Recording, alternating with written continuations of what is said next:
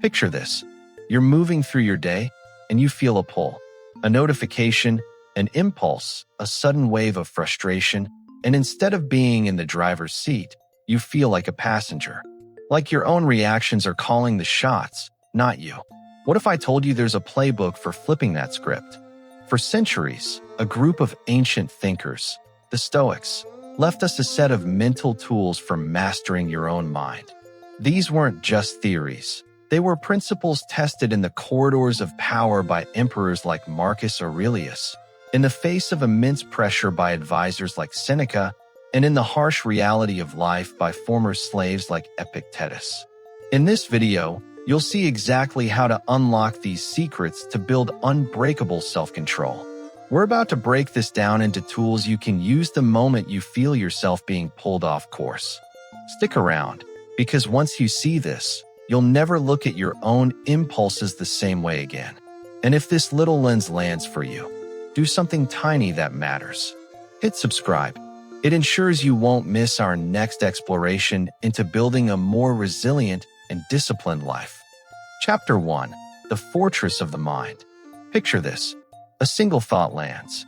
An anxious worry about the future, a frustrating memory from the past, and suddenly you can feel your chest tighten, your focus shatter, your whole day tilts.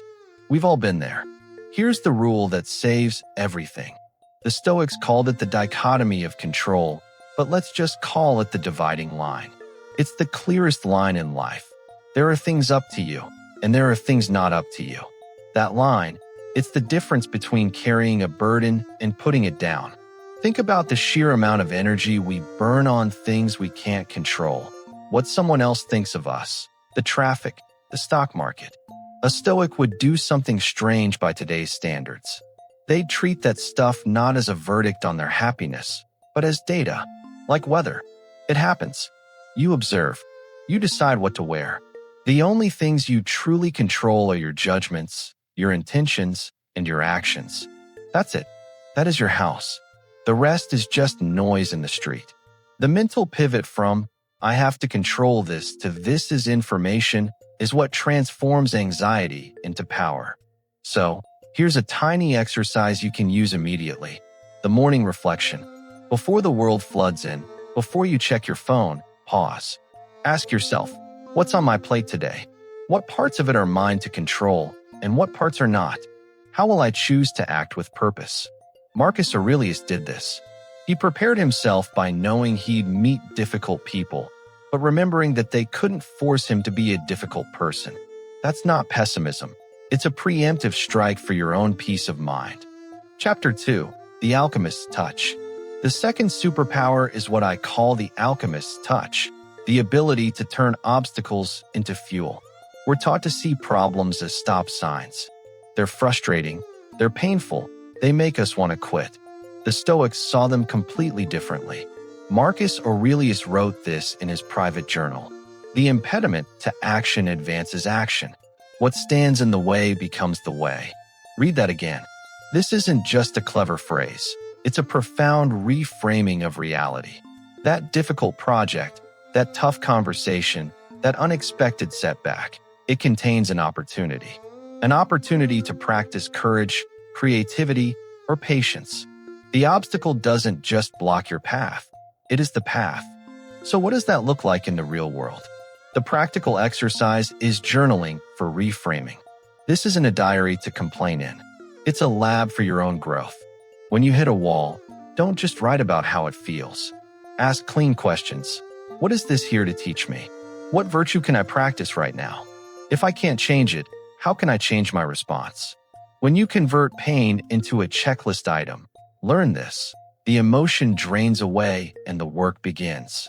You become an alchemist, turning the lead of a bad day into the gold of wisdom. Chapter 3. The Freedom of Chains.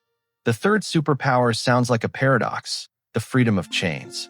We think freedom is having endless choice, getting whatever we want the second we want it. Food, a click away. Entertainment, a swipe away. Discomfort, a distraction away. Here's the twist. The Stoics would say that isn't freedom. It's a form of slavery. When you're a slave to your impulses, you're not free. You're just following orders from your own fleeting desires. The Stoic insight is that real freedom comes from discipline. When you master your habits, you take the wheel. You're no longer a victim of your own reactivity. As Seneca put it, it's a sorry pilot who lets the waves rip the rudder from his hands. The master holds the helm, no matter the storm. To build this, the Stoics used two powerful exercises. First, the practice of abstinence. This is just doing small reps for your willpower. Feel the urge to check your phone? Wait 5 minutes. Want a snack? Drink a glass of water first. These tiny acts of resistance build the muscle you need to handle bigger temptations. Second is voluntary discomfort. Take a cold shower. Eat a boring, simple meal. The point isn't to punish yourself. It's to teach your mind that you don't need constant comfort to be okay. It shrinks your fears about what might happen because you've already shown yourself you can handle it. That's real freedom. Chapter 4. The Art of Surrender. The fourth superpower is the art of surrender. This isn't about giving up. It's a strategic move that makes you stronger. We cause ourselves so much pain by tying our sense of worth to outcomes we don't fully control. Getting the promotion, the perfect launch, the flawless relationship. The Stoics use the analogy of an archer. The archer controls his training, his stance, how he draws the bow, and the moment of release. That is his to control. But once the arrow flies, he can't control a sudden gust of wind. The wise archer, then, defines success not as hitting the bullseye, but as shooting the arrow as perfectly as possible. That's the mindset shift. Focus everything on your effort. Detach from the result. This move from "I have to get it" to "I have to do my best" is the game changer.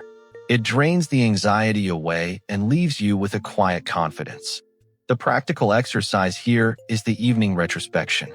At the end of the day, review your actions, not your results. Seneca did this every night. He'd ask, "Where did I act with character today? Where was I tested? What could I do better?" The victory isn't whether you won the day, but whether you were the person you want to be. Chapter 5. The Architect of Virtue. The final superpower is becoming the architect of virtue. Stoicism isn't about just sitting there and thinking. It's about building.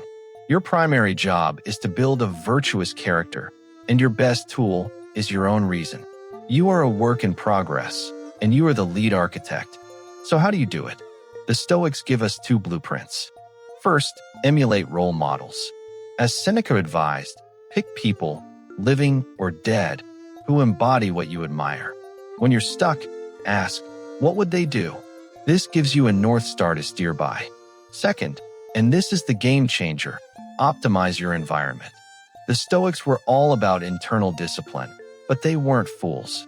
Why make the test harder than it needs to be? If you want to stop wasting time on your phone, delete the app. If you want to eat healthier, get the junk food out of your house. If you want to read more, put a book where your phone charger used to be. Make virtue the easy choice. Conclusion. These 5 superpowers, the dividing line, the alchemist's touch, the freedom of chains, the art of surrender, and the architect of virtue, aren't just ideas. They're a system for taking back control and building a life of purpose. It starts with separating what's yours to fix from what isn't. It grows when you learn to use obstacles as fuel. It solidifies with discipline, which is true freedom. It finds peace when you focus on your effort, not the outcome.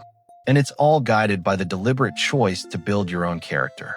You don't have to do it all at once. Pick one. Maybe tomorrow morning. Just take that one breath to set your intentions. Or tonight, run that mental triage on your day. The journey to self-mastery is built one choice at a time. The power is already there. This is just the playbook for unlocking it. If this guide gave you something you can use, do something tiny that matters. Hit the like button and share it with someone who needs it. And drop one word in the comments. Which superpower will you practice first? I read every single one. Thanks for watching.